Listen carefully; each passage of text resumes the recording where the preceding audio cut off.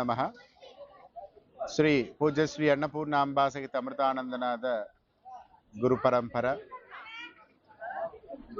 మా గురువుగారైనటువంటి అమృతానందనాథ సరస్వతి గారికి పాదాలకు నమస్కరిస్తూ ప్రతి సంవత్సరము కూడా గురు ఆజ్ఞగా దేవి అనుజ్ఞగా రాజశ్యామల మహత్తరమైనటువంటి యజ్ఞయాగాదుల కృతువులన్నీ కూడా చేస్తూ ఉంటాం మేము.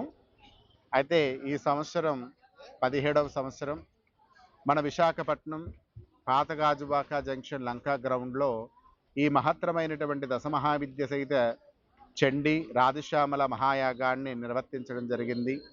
పాడ్యమి లగాయత్తు దశమి వరకు ఈరోజు 28వ తారీఖున మహాపూర్ణాహుతి, పార్వతీ పరమేశ్వరులకి మహాకళ్యాణ మహోత్సవము, భక్తులందరికీ కూడా అన్న సమారాధన కార్యక్రమం చేయడం జరిగింది. ఇక్కడికి వచ్చేటటువంటి జనులందరికీ కూడా లోకం ప్రతి ఒక్కరూ కూడా ఆరోగ్యము ఆనందంగా జీవించాలని లోక కళ్యాణార్థం ఈ మహత్తరమైనటువంటి యజ్ఞాన్ని చేయడం జరిగింది. ఇక్కడికి వచ్చేటటువంటి భక్తులందరికీ కూడా అమ్మ ఆశీస్సులు ఉండాలి, అలాగే మా ఆశీస్సులను కూడా వాళ్ళకి అందజేయడం జరిగింది. శ్రీమాత్రే నమః. శ్రీ గురుభ్యో నమః.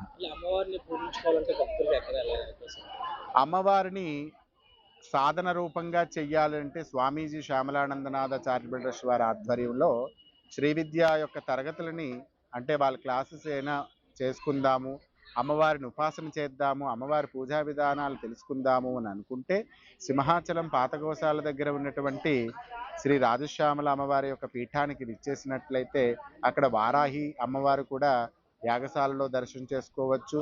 3వ అంతస్తులో శ్రీ రాజశ్యామల అమ్మవారిని దర్శనం చేసుకోవచ్చు.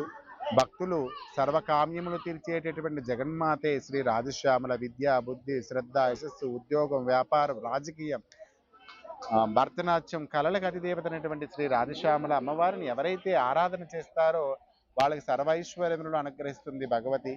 కావున ఆ భగవతిని ఆశ్రయించండి. అమ్మ దయ ఉంటే అన్నీ ఉన్నట్లే. అమ్మని నమ్మండి, భగవంతుని నమ్మండి.